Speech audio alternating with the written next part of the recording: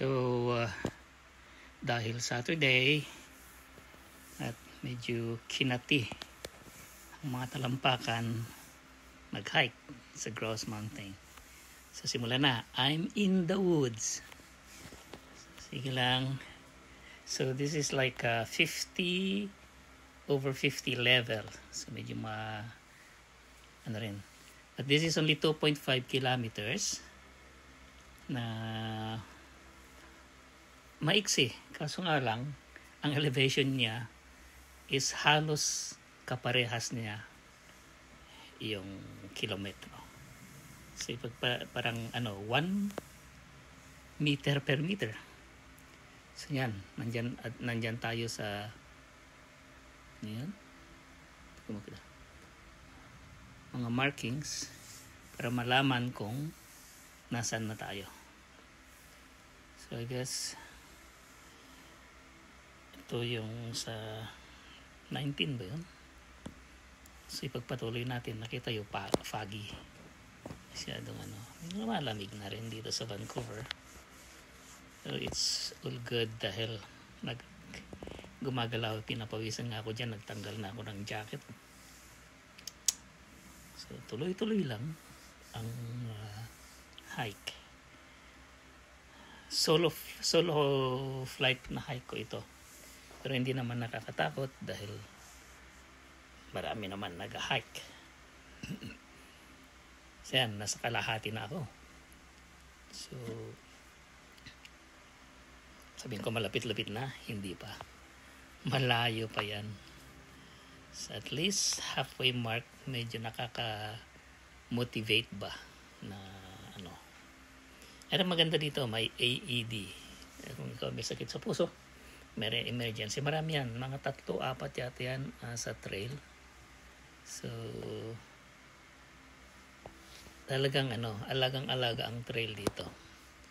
Yan, fog, palamig ng palamig, tuloy ang hike.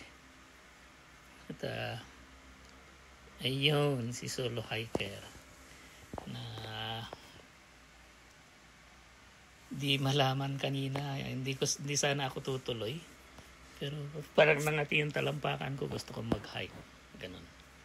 Kasi nung una is nagbike ako ng 82 kilometers, and then last weekend ay nag-run naman ako. So ngayon, hike. So, eto, go lang nang go. Solo nga lang, walang kasama. Ayan, stairs after stairs. Ayan. Malamig na, kaso nga lang, tinanggal ko na yung mga jackets ko. May jacket ako, tsaka may vest. Pero tinanggal ko lahat yan dahil ang lamig nga eh. Pero kahit pagod, nakangiti pa rin. Kahit nahirapan, nakangiti pa rin. Kasi nga, buhay niyan ng umakyat ng bundok.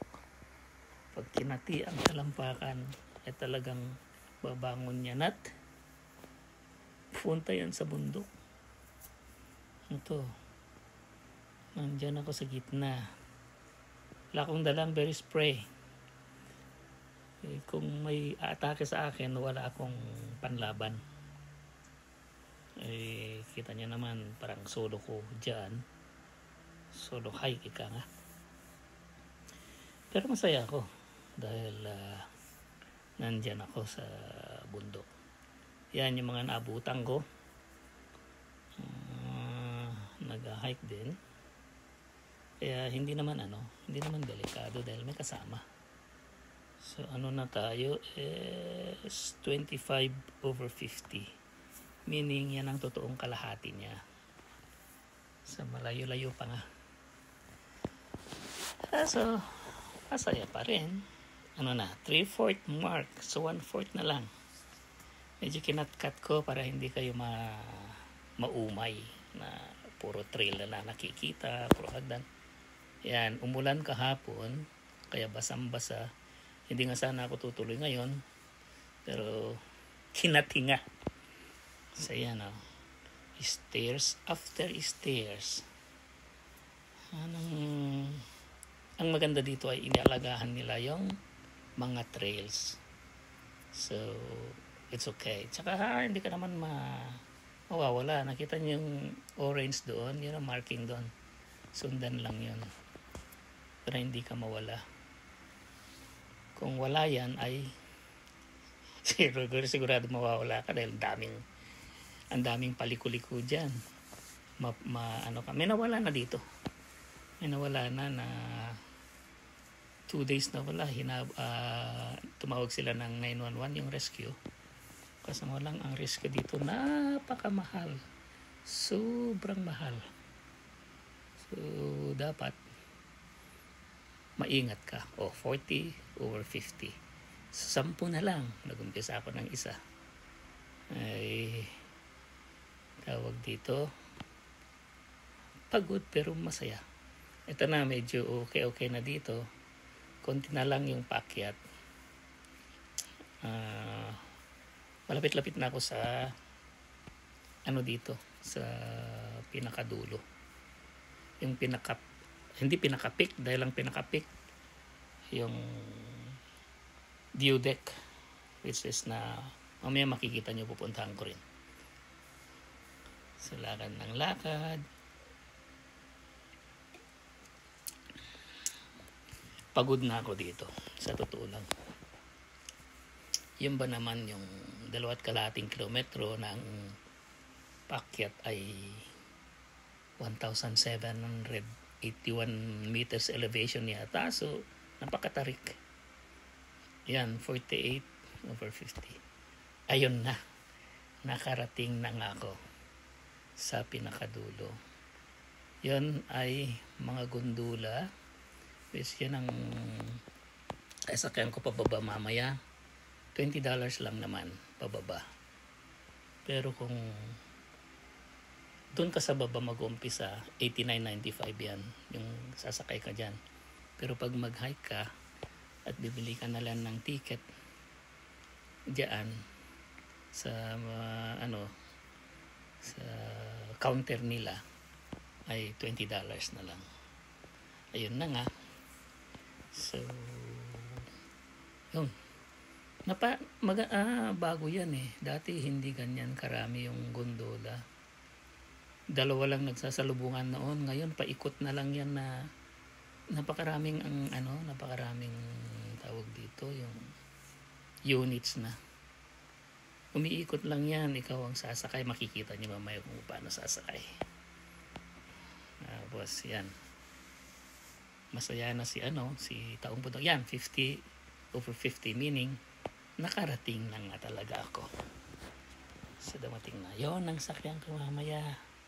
Mga pababa, pataas, nagsasalubungan na. Pero marami yan. Umiikot lang yan. So, mamaya, yan ako sasakay na pababa.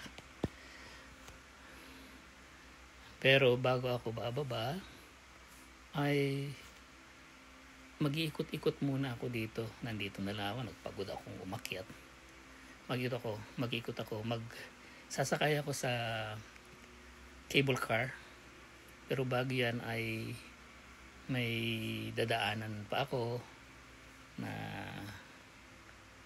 tawag dito, yung mga ganito kasi maganda. Pero ito dito, pagka winter, napakakapal ng isno dyan. So hindi ka makakalakad dyan. Merong sasakyan na sasakay ka para makapunta ka dyan. Pero dahil wala pang isno ay ganyan. Oy pare, mga pare, yung mga pare ko. Yan, ito yung lumberjack show. 2 beses yata isang araw to. Kaso nga lang ay hindi ako nagtagal dito dahil marami pa akong pupunta pa ako dun sa peak, pinaka-peak. Sasakay ako ng car cable. Pero bago yan ay titingnan ko muna yung mga ibang dito. Yung ibang makikita dito. So, iwanan ko muna kayo, mga kaibigan. At ako'y maglalakad-lakad muna dito. Yan dito ay, pero napakasaya itong itong show na ito. Dalawa sila, nagyayabangan sila. Ayan ay ito na, itinuloy ko na yung lakad. Yung daanan ko sana ay meron yung talking owl, pero hindi pa oras. May oras, 2 beses lang din yun. Hindi naman sila pwedeng magsabay ng lumberjack. So, ang tinignan ko yung grizzly bear. Yan grizzly bear yan. Itong wire na to ay may kuryente yan. Kaya hindi sila dumidikit diyan. So yan, grizzly bear. Lumipat ako. At andun pa yung isa na grizzly bear. Ito yung bear na pinaka-wild sa lahat ng bear. Kaso nga lang itong 2 bear na to ay sanay na sa tao. Pag winter, wala sila dyan. Kinukuha nila at nilalagay sa shelter ba. Kasi masyado naman malamig. Kasi punong-puno ng ice yan. Punong-puno ng snow dyan pagka winter. So, moving on. Yun sa car cable. Pupunta ako. Solo ko nga lang. Pupuntahan ko yung pinaka-peak ng Vancouver. Yung view deck, kumbaga. So yan, pati lahat to. Wala kang makikitang green pagka winter. Puro white. Puro white lang. Yan, mga natakluban lahat yan ng snow. So, ngayon ay wala pa. Wala pang snow. Kaso nga lang, napakalamig. Napakalamig. Kanina pinagpapawisan ako. Ayan, binalik ko na yung mga jackets ko, mga vest ko dahil napakalamig. Giniginaw nga yung mga paa ko, mga tuko dahil napakalamig naman talaga. So tuloy-tuloy umaakyat pa ako. Mayroon din nagsusulo kaparis ko, lonely Korean girl. So ito, nakarating na ako kanina, hindi ko pinakita yung pagbaba ko So pupunta na ako dyan sa view deck ba? Ay hindi pa pala. Ayan, bababa na pala ako dito. Nakakat-cut na lang. Kasi yung cellphone ko kanina, hindi ko dala yung GoPro. Cellphone ko kanina, medyo pa ubos na yung pababa na yung baterya. So medyo kinat-cut ko. Mahilig pa naman ako doon sa pa-music. Pero meron akong marinig. Kita nyo naman. Almost zero visibility. Talaga naman ganyan. Pero pababa na, doon sa taas kanina, masyadong fog. Ito na yung pinakadulo ng pababa. So maya lang ay bababa na ako. Ayan approaching na ako sa yung pagbaba.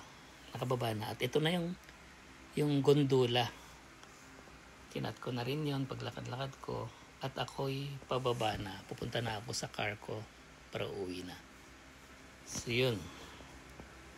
Ayan, makikita niyo yan. May nakakasalubong din kaming ganyan. Na